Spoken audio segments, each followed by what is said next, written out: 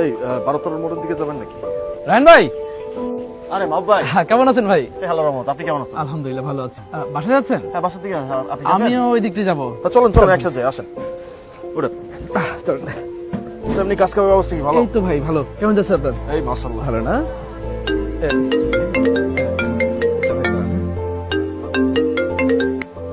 হ্যাঁ মা বলো। কি? না না, আমার কাছে টাকা পয়সা নাই। আমি কি টাকার গাছ লাগাইছি নাকি? এক সপ্তাহ বাজার করে দিলাম। না না, আমার কাছে টাকা পয়সা নাই, দিতে পারতাম না আমি। রাখো রাখো, আমার একটা জরুরি ফোন আসছে। হ্যাঁ বউ, কিছু না। হ্যাঁ হ্যাঁ হ্যাঁ, মাংস লাগবে? আরে ব্যাপার হলো এটা। আচ্ছা, কত কেজি নিয়ে আসবো? 5 কেজি? আর কিছু লাগবে? আচ্ছা আচ্ছা, তুমি কিন্তু চিন্তা করো না, আমি 5 মিনিট লাগবে আসতে। হ্যাঁ, নিয়ে আসতেছি আমি। আচ্ছা আচ্ছা ঠিক আছে, আমি এখন নিয়ে আসতেছি। আচ্ছা খুদা হাফেজ। রাহান ভাই, ওই আমার একটু নামতে হবে, বাজার করতে হবে। জি ঠিক আছে, আমি নেমে যাচ্ছি। হ্যাঁ ঠিক আছে ভাইয়া। আচ্ছা আল্লাহ হাফেজ, দেখা হবে। মাহবুব ভাই, প্লিজ একটা মিনিট, হ্যাঁ একটু কথা বলবো। হ্যাঁ হ্যাঁ হ্যাঁ, সরি, আপনার ভাড়া দিয়ে দিচ্ছি, আপনি চলে যান। হ্যাঁ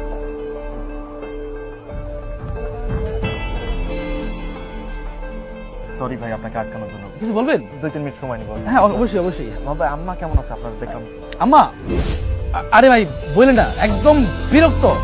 আরে ভাই, এক সপ্তাহ আগে বাজার করে দিলাম, আজকে ফোন করে বলে কি বাজার শেষ। মানে কি করে বাজার? আমি কি টাকার গাছ লাগাইছি বলেন? মানে মা মানে একটা পেইন, কিন্তু যাই বলেন বিরক্ত, কিন্তু এটা কিন্তু খুব খারাপ লাগার মতো বিষয়। কিন্তু অনেক টেনশন ভাই, আপনি আমার কষ্ট বুঝতে পারছেন ভাই, বুঝছেন? মাকে আলাদা রাখছেন আর আপনি আপনার ওয়াইফকে নিয়ে হ্যাঁ হ্যাঁ হ্যাঁ, মা তো আমাদের পুরনো বাড়ি থাকে, আমি বউকে নিয়ে আলাদা একটা ছোট বাসা নিচ্ছি, ফ্ল্যাটে থাকি। একটা জিনিস জানেন মাহবুব ভাই, হ্যাঁ, এই যে যেই মা বিরক্ত করতেছে না বা ভালো মন্দ, এরকম কথা আমরা ছোটবেলা থেকে অনেক শুনছি। 10 মাস 10 দিন পেটে ধরছে, হ্যান করছে, ত্যান করছে, এগুলো ফালতু কথা। মা যদি পেটে না ধরতো, আমরা দেখা গেল বই ফেলতে দুনিয়া আসতাম, এমন বিষয় হইতো না। হ্যাঁ শোনেন মাহবুব ভাই, ছোট্ট একটা উদাহরণ দিব আমি আপনাকে, ছোট্ট উদাহরণ, বেশি বড় উদাহরণ দিব না।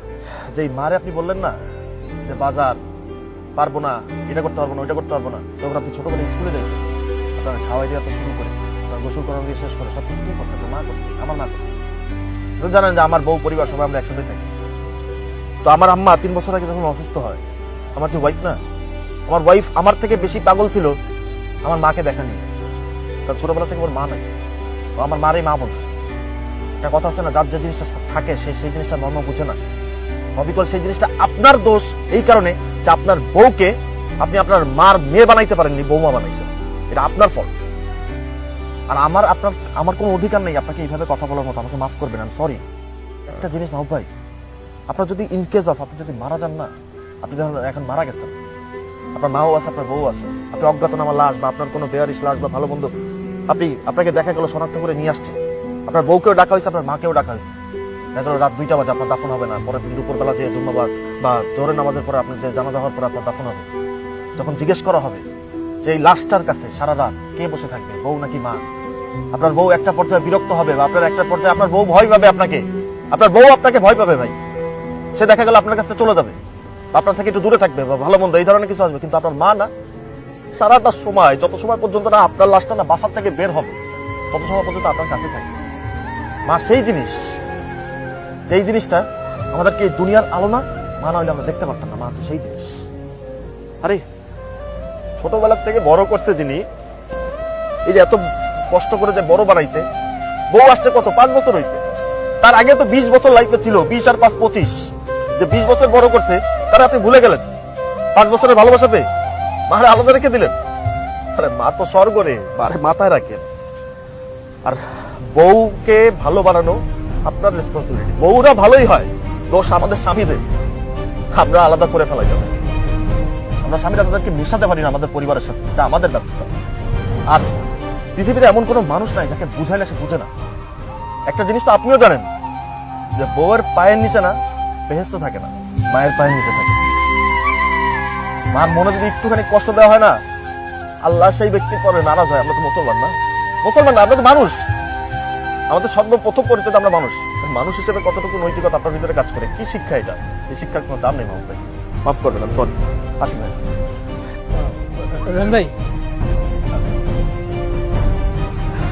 আমি আসলে আমি আপনার মতো করে ভাবি নাই ভাই। আমি আসলে আমার বউয়ের ভালোবাসায় অন্ধ হয়ে গিয়েছিলাম ভাই। আমি আমার মায়ের প্রতি অবিচার করছি ভাই। ভাই আপনি ভালো মানুষ, বউকে ভালোবাসাটা অন্যায় না, বউকে ভালোবাসেন, অবশ্যই ভালোবাসেন, অনেক ভালোবাসেন, কিন্তু সেটা মার থেকে বেশি। আগে মা। আপনি ঠিকই বলছেন ভাই, মা মা সবার আগে। আরে মায়ের পায়ে নিচে যে বেহেস, আপনি আমার চোখ খুলে দিচ্ছেন ভাই। আমি এবার ভুল বুঝতে পারছি ভাই। এখানে আপনি এখন লক্ষ্মী ছেলের মতো আগে আপনার ওয়াইফকে নিয়ে আপনার আম্মার সাথে দেখা করতে যান এবং আম্মাকে নিয়ে একসাথে থাকার ব্যবস্থা করেন এবং সুন্দর করে আম্মার জন্য বাজার করে নিয়ে যান এবং আম্মা যে জিনিসটা সব থেকে বেশি পছন্দ করে সেটা কিনেন। বুঝছেন? আমি আমি আমি এখনই যাবো ভাই। ঠিক আছে, এখনই যাবো ভাই, এখনই যাবো ভাই। ঠিক আছে, আল্লাহ হাফেজ।